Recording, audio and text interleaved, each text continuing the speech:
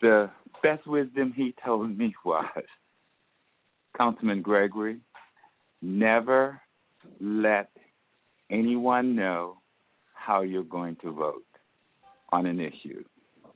Because as you move forward, you have no idea what kind of arguments that might be presented that might have to that might change your mind. And I have abided by that wisdom as much as I can over the years. So God, please bless the spirit and the soul of our fallen father, because he was a father to many of us on council and throughout the city of Charleston and throughout the state. So God bless his soul and help us to be able to hold up his family in their time of need. All these and other blessings in your name, God. Amen. Amen. Amen. Amen. Amen.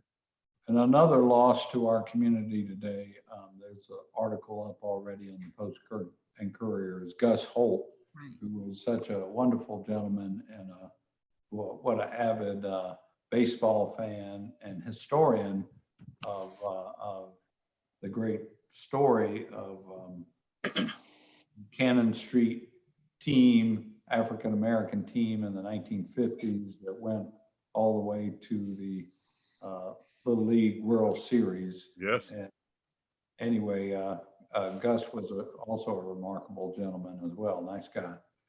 So moving along, thank you all for joining us for another update on our ongoing COVID-19 response. And I'm going to call next on Shannon Scaff to give us a little situation report on what's been going on since Tuesday. All right, good evening, Mr. Mayor and members of council. Start with the numbers as we normally do via Johns Hopkins. We're at globally 2,134,465 cases with 142,148 deaths. In the United States, we're at 654,301 cases with 31,628 deaths. As of 5 p.m., DHEC reports South Carolina has 3,931 cases with 109 dead. In Charleston County, we're at 383 cases total with 3 deaths, and in Berkeley, 116 cases with 2. Of note from Dr. Katie Richardson at DHEC, Charleston County is number 8 in the state for cases per 100,000 population. We're higher than the number 8 for number of cases that we are one of the largest counties in the state. The Low Country region's case fatality rate to date is 1.42%. This is the number of COVID deaths divided by the number of confirmed cases multiplied by 100. Compare this with the United States case fatality rate of around 2.5. So again, we're at 1.4. Nationally, it's 2.5, and Italy is at 12%. There is a 10% positivity rate in South Carolina. So for every 10 people tested, one of those tests is positive. In terms of PPE, we're at 9,444 N95 masks, 13,416 surgical masks, and 12,912 gloves. I've got our hurricane task force that's really digging in on the needs of PPE through hurricane season, assuming, I think a safe assumption that we're going to need to see some of that. We'll continue with a burn rate through hurricane season, at least at some level. Speaking of hurricanes, we had our first hurricane task force meeting last week. It went very well. We're going to meet every other week. Just to give you an idea of some of the things that are being discussed amongst those 5 folks, they're checking on the debris management contracts with Charleston and Berkeley counties, and we're pursuing our own as well.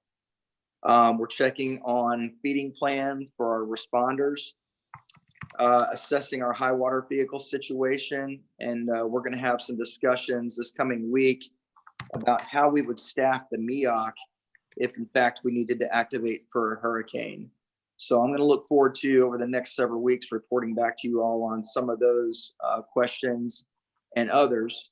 And pending your questions tonight, that's all I have for you. Hey, Sean, this is Gregory. Councilmember Gregory? Yes, sir. Yeah. Sean, do you have any idea the level of testing that is being done in our poverty concentrated areas? I don't. I'm happy to dig in on that, but I haven't seen anything specific on different populations that have actually received tests. Yeah, it would really be great to know whether or not testing is being available in those concentrations and what level. So, Okay. Councilmember Gregory, I would just reply by letting you know that testing is available to anyone who has symptoms who signs in through musc.care to get screened. So, you know, I guess they might keep track of demographics once someone gets screened and approved to have a test, but there's no community-wide testing like going into a neighborhood and testing people who are not sick, who are not showing symptoms at this point. Yeah, and I really, and this has nothing to do with us because we're not in control of it, but I do think that it's a bit short-sighted that it's obvious that the most vulnerable population that we have are in those poverty concentrated areas. And a lot of people don't have the symptoms, as you know, Mayor. So I'm just trying to push this issue because I don't want to see the imbalance of how this virus is affecting specific populations differently from others. And I think the only way we can address it is if we're proactive. So Sean, if there's some way that we could find out what we may or may not be able to do to make sure that those vulnerable populations are in fact tested, because it protects all of us over the long term. Yes, sir. Thank you. Any other questions or comments for Shannon and Councilmember Shade? I just want to echo a little bit of what Councilmember Gregory is referencing. I had an experience yesterday where a homeless person just walked into my office yesterday. She needed some legal assistance dealing with a bank, and it was just something very basic that she needed to do. And it occurred to me, and I shared this with Councilmember Gregory yesterday. These folks are not sequestered in their homes. They literally are walking the streets of Charleston. And it just sort of drove home to me like his concern that he's expressing right now, and I agree with him. These folks are the most vulnerable. They're not at home. They're not sequestered. They can't be protected, and they're on the streets. I mean, they literally are on the streets. So I know that testing is expensive. I know testing is limited to those who may have symptoms, but it may be worthwhile to look at our most vulnerable population and see if we can do something a little bit more for them along those lines. Those are the ones we need to be protected for and against in that vein, I guess. So anyhow, I just wanted to echo Councilmember Gregory's sentiments with that. Right. Councilmember Saccharin? Thank you, Mayor. I just want to give a kudos to you all, as well as the police department, for the ongoing East Side, West Side food distribution. I was actually out in North Charleston yesterday, had a chance to see it live, and another food distribution through the food bank. And I know today and tomorrow they did it downtown Charleston, East Side Community, America Street, and then West Side. And then I know it's in partnership with our police department. So kudos to them for helping out. There are a lot of folks hurting, and this is a good way to I guess, create some positive relations in the community. And it's wonderful to see Charleston Hopes help with this. So thanks to the police department for getting out there. Yeah, Charleston Hopes has really been terrific, stepping up to the plate and helping with those food distribution efforts, along with our police department. Thank you. So that matter of testing is something that I'd like to share with y'all, but I do want to take up this emergency ordinance first, and then come back and give kind of enumerate what staff has been working on, and myself, a plan for Charleston's recovery, about coming out of this challenge that we've been in. And but before I go there, just so we can take care of business here, Chief Courier has an item he requested for approval of council, and this is to bring us in sync, so to speak, with a state order that has come down regarding open fires. So Chief, would you like to just give it some other background? Certainly. Good afternoon, Mayor and members of council. Like the mayor said, this is a statewide burning ban that was enacted last week. And the city of Charleston has already, as part of its ordinances, encompassed everything in the burning ban except for recreational fires. So all we're asking is to amend the ordinance to include recreational fires. This is basically fire pits. And there's a couple of reasons for the request. Two of them are medical related. The state's stance, and I think it's a good stance, is that if we have people who already are positive for COVID-19 and they are exposed to smoke, it could make the condition worse. If we have people who have respiratory illnesses like asthma and they are exposed to smoke, then the symptoms that are created could present as COVID-19.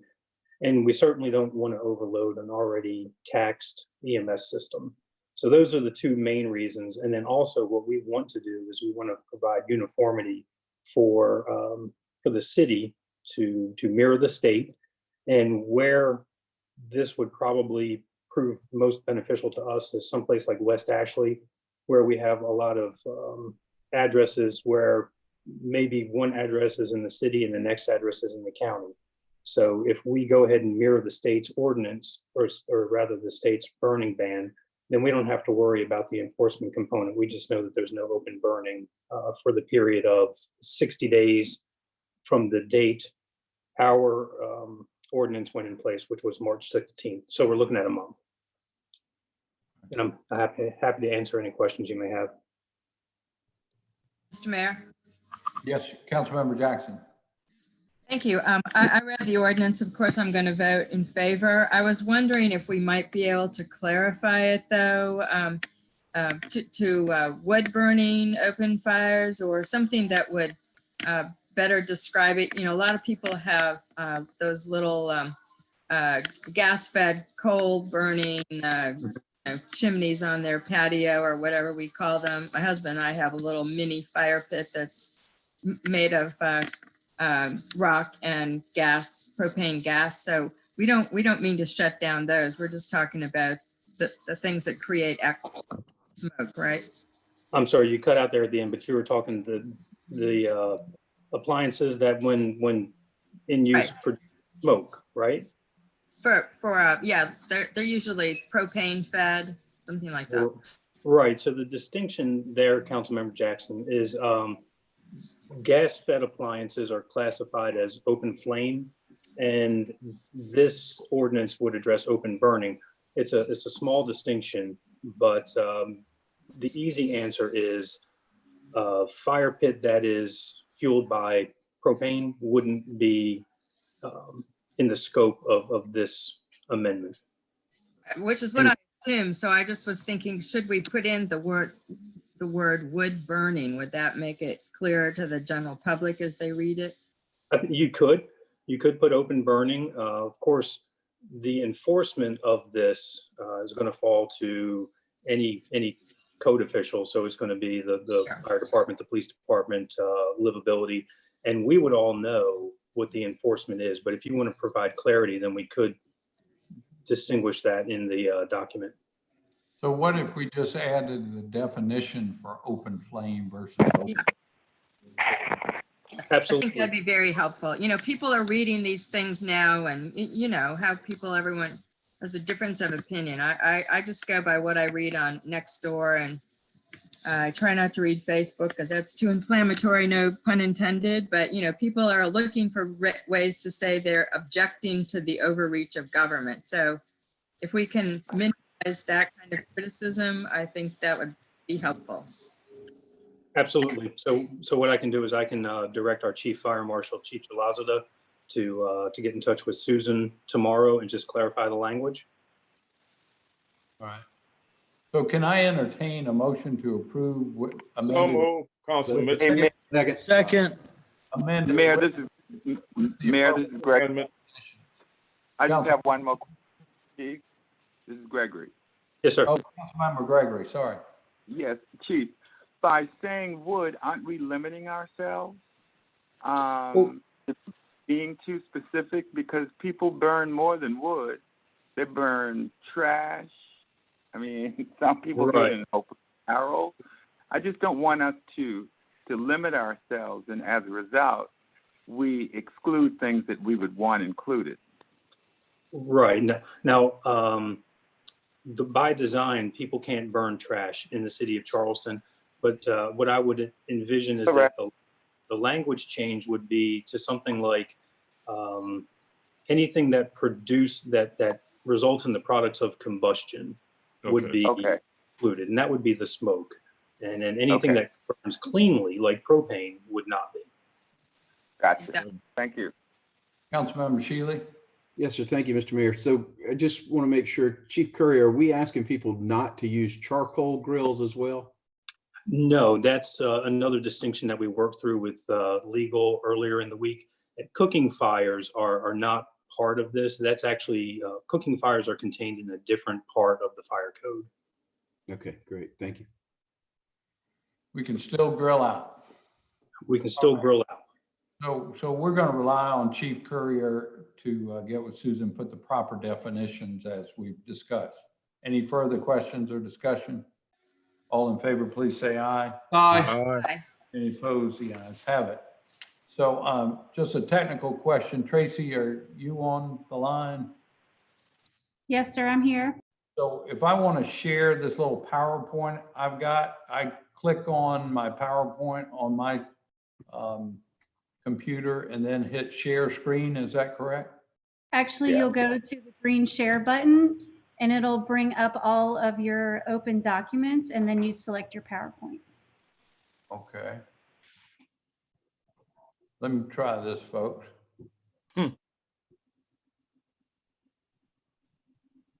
All right. Can you all see that? Yep, Good job. Thank you. well done. So as I mentioned earlier, as part of my report on COVID-19 for today, I wanted to share with council our plan for response and recovery.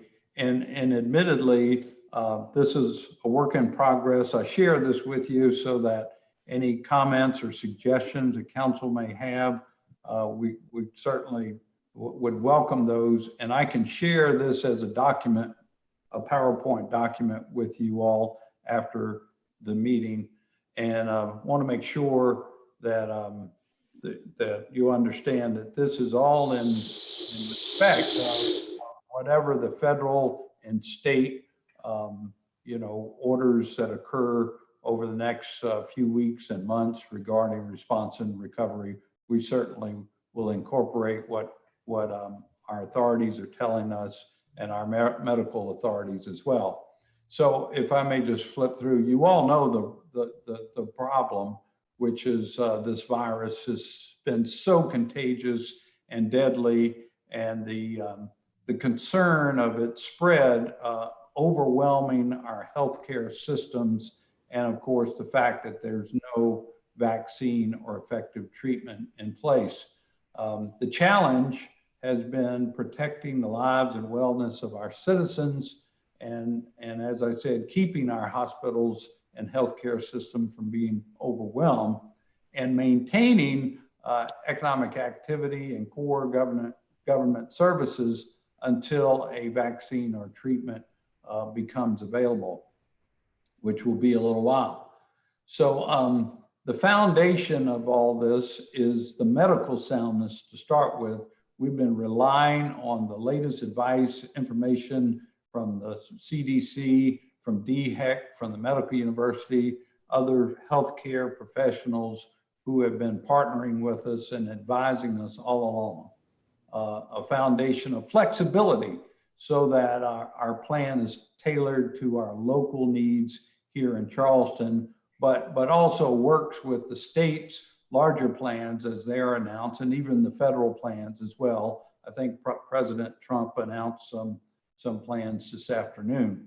Transparency, as I said, this is a work in progress, so this can be updated with your suggestions and provide citizens with an understanding of the actions that the city is taking and why. And then finally, the economic impact of all this. The plan is intended to provide a safe path forward towards restarting economic activity within the city and delivering resilience to our business community. So it's really a three-step plan, and the guiding thoughts, a couple of guiding thoughts. One is from Governor McMaster, assuring residents of our state that South Carolina is engaged and working to get us through this crisis, and that we will get through this, and using common sense and working together. And similarly, Dr. Bell, who y'all have seen on many reports now with the governor, the state epidemiologist, stating that if we each do our part together, we can stop the spread of COVID-19, which we've actually been pretty successful doing. So the three steps are, the first step we're in the midst of right now is a shutdown to stop the spread of the virus. Step two, that many people are talking about now, is a strategic reopening and preventing future outbreaks. And step three being a full restoration of our economy with added resilience. So kind of the guiding thoughts of the shutdown are the fact that, you know, we don't have a vaccine, and without that, quarantine, social distancing, stay at home, really that's what we've got, according to Dr. Hotez with Baylor College, and the Respect of Life, Dr. Birx, the White House coordinator for the COVID-19 response, says one death from this is one death too many. And as you've seen reported, we now have 31,000 plus in the country. So the numbers are alarming.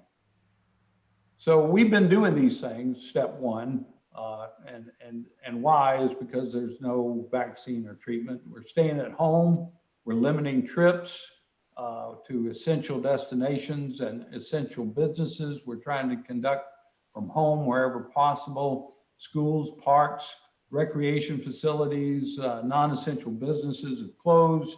Crowd sizes have been limited. People required to space out. We're asking everyone to conduct careful personal hygiene, including now the use of masks and frequent hand washing. We're familiar. This is our world right now. We're in the midst of step one. Now, step two, the strategic reopening, is what we're all looking forward to at this point. But we realize, as Dr. Cole said recently, we look forward to that day where we can all gather on the beach or crowd into one of our fine restaurants. But that's not going to happen on day one. We have to reopen in a measured and strategic way so that we prevent a further spread of the virus. And you've got to be realistic, Dr. Fauci says, and understand that we don't necessarily make the timeline, that the virus does that for us. So the strategic reopening, there's some conditions though to really making this happen. And we're hearing all levels folks talk about this, particularly if y'all saw the op-ed from Dr. Cole that was in the paper just a couple of days ago. To really open, you've got to have the evidence that the rate of infection in our community is low. And I'm very pleased to report that, and we can send a separate presentation of slides that the medical university has put together, that in fact, we have made a difference in the Charleston region, keeping the infection rate low compared to other cities in the country, like New York and New Orleans and Detroit. We really have been flattening the curve. So we've made great progress there. But also we have to have a robust public health infrastructure with strong testing and contact tracing capabilities. And Councilmember Gregory, that's really the core of the question that you were asking. Do we have those testing capabilities for the public at large and for the business community as we strategically reopen? And then thirdly, a sufficient medical infrastructure to be able to handle what increase or surge is projected. Luckily, we feel in Charleston at this point with the numbers that are predicted, and there was an article about this today, that the medical university feels like it does have the capacity to handle what is being predicted locally and by DHEC on a state level.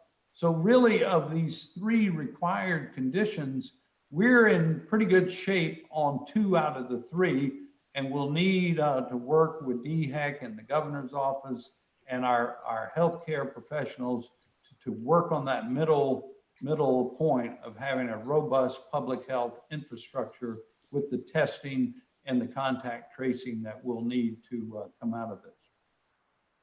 So the actions that we've been considering for the strategic reopening will include, in fact, that widespread testing that I was just talking about. We've got to have the capacity, then we got to do it. Secondly, to prevent the spread to the most vulnerable with additional protective measures. So once again, Councilmember Gregory, we will have to consider those communities and those individuals, the elderly, folks of color, that have been hit the hardest by the spread of the disease and are most vulnerable. It's really alarming when you see the reports, particularly coming from nursing homes. We want to make sure that nursing homes and places where the elderly gather are protected. Reopen most businesses and public spaces with continued social distancing and limits on crowd size. Y'all, I think it's just inevitable that until a vaccine and effective treatment is in place, that we're going to have to continue some measure of social distancing in all that we do, even after we initially, quote, reopen. The formation of a regional recovery task force with medical and business leaders providing guidance as we move forward.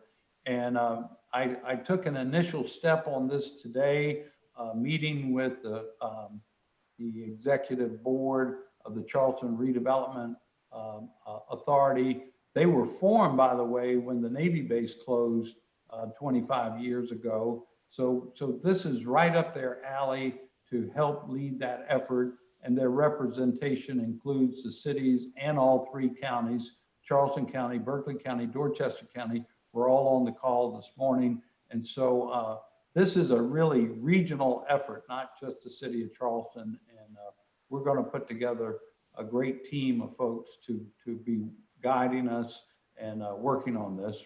And we're throughout going to ask folks to maintain those elevated levels of personal hygiene. So the third step, and this is when we really move down the road a little bit, is to truly restore our economy with added resilience And the guiding thoughts of that is that this pandemic has exposed serious gaps in our nation's preparedness and our public health infrastructure. So we're going to have to continue, just as a city, as a state, as a nation, to continue to invest in our medical infrastructure and our public health system. So this last quote here is from our own City of Charleston Director of Resilience, Mark Wilbert, who noted, as was put out by the College of Charleston about a week ago, that our city's hospitality industry has lost 25,000 jobs just in the last 30 days alone. A terrible crisis for our business owners and citizens alike. That's why building a more resilient Charleston isn't just about flooding, although that's what we've focused on for mostly the last 3 or 4 years. It's also about creating a diverse, broad-based economy that can withstand sudden shocks in any individual sector. So the steps in the restoration of our economy really comes fully after a vaccine or adequate treatment is available for the virus, and it would include our business and government operations truly returning to what we consider normal, and citizens resuming normal activities, travel, social gathering, concerts, etc. Governments maintaining investments in that public health infrastructure to protect us against future events like this, and economic development efforts that focus, as the city has done, but we'll have to really take it to a new level to make sure that we're focusing on multiple industries and sectors and delivering more resilience through diversity in our economy. We've done that with the digital corridor and West Edge, focus on life and biosciences. We'll also continue to have a robust hospitality industry here, but we must continue as a region, I believe, to diversify and add resilience to our economy. So that's kind of it in a nutshell. And I welcome anyone's remarks and comments either now or by email or phone call as y'all reflect on these steps forward. And again, I'll send out this PowerPoint to you by email, so you'll have a little time to reflect on it.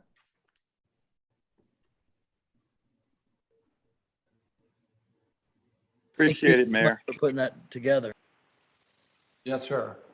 I tell you, I'm going to say it again and again because it's so true. We've got a really talented, great staff working for us folks, and we're really blessed with the employees that we have. Their dedicated service to this city and their insight and intelligence. It's really. We probably have the best staff in the world, I'd say. Yeah. There you go. All right. Any comments, Councilmember Jackson? Thanks. It's not really a comment, it's a question.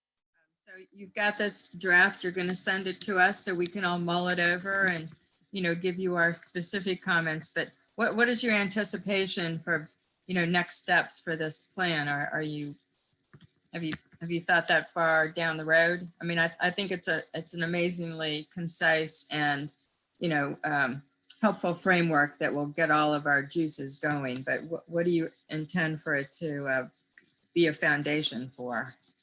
So we had some considerable discussion about that with the Regional Development Alliance group this morning. And I think the immediate task and track will be twofold. One is to really make sure we're getting our heads around the testing and the contact tracing. And that will involve a real intense partnership, as I feel like we've established, but even more so with the medical university and DHEC, but get it to the level of specificity to where we'll be able to recommend to businesses that are reopening, testing protocol and availability through our healthcare system, kind of connect the dots between MUSC and Roper and the other providers and DHEC with our business community. So there's some standardization as to what folks might be doing in terms of making sure their workforce is safe and again, not only safe, but to prevent the spread. So that's kind of one side of it. The other side is to look at the different business sectors, be it restaurants, manufacturing, distribution, and just make sure we're getting our hands and heads around the best practices for the social distancing that will still be needed when we reopen, and try to have the continuity so it's more than just the city of Charleston saying, okay, restaurants, y'all should keep your tables so many feet across, but try to do it a little more regional. Of course, we'll be using the guidelines as they come out from the CDC and from the state of South Carolina, DHEC as well. But somebody's got to hunker down and review all those guidelines and disseminate them to the business community. We'll use the chamber as a partner as well. But those were the kind of two tracks that we talked about this morning about getting to work on right away. Okay, well, I, with all due respect to our state government partners, having listened to the press conference that took place right before our meeting here, they're putting together, it sounded to me like, again, no offense, but the kitchen sink committee that's going to work on how to bring South Carolina back as a state. And I think you should do them a favor, Mayor, and send them this document so they have a place to start, because it really didn't sound like they had a, I mean, not that they were going into any detail, but it was a huge list of representatives that they plan to put on that committee. So I think they would really benefit from having had this thought from a jurisdiction that obviously is an important. Well, I spoke with the governor's office earlier this week, and I really respect their efforts and what they're putting together. And I think we'll clearly be collaborating. They will inform us on certain statewide a protocol that they'll put out and rules and all. But I think it's important as a region, not just the city of Charleston, but the Tri-County area, that we have our own business and healthcare professionals have this effort going. So hopefully we'll be on the same page and be able to address those issues that might be particular to the Charleston region. Right. Thank you very much. All right. Any further comments, suggestions? So I'll get that. Oh, Councilmember Appel. Just real briefly, thank you, Mr. Mayor. We obviously have got a whole lot going on at the international, federal, state, regional level. A lot of this stuff is, I'll just speak for myself, above my pay grade. When you start talking about epidemiology and medical, matters and things of that nature. And I just think that we would benefit tremendously as a city by sort of focusing on what we have direct control over, our ordinances, our processes, our procedures, to find low-hanging fruit that's at our fingertips, that takes 7 votes here on council, for ways that we can remove barriers, remove obstacles, remove red tape for small businesses, for affordable housing, for other types of efforts to enable the city to spring back to its feet in a way that is as efficient and reasonable as possible. I'm not talking about anarchy or throwing out all the rules. We got to have rules in place to protect the necessary things. But I think this provides a unique opportunity for us to really look inward, figure out what we can do here to make the important members of our community, small businesses, affordable housing, all these positive interests that we talk so much about, to make those go as smooth as possible and prevent as much friction in the system as we can. So I'm going to be working on this in the coming days, and I hope to have a lot more to report to everybody here soon. But wanted to let everybody know that we're working on that.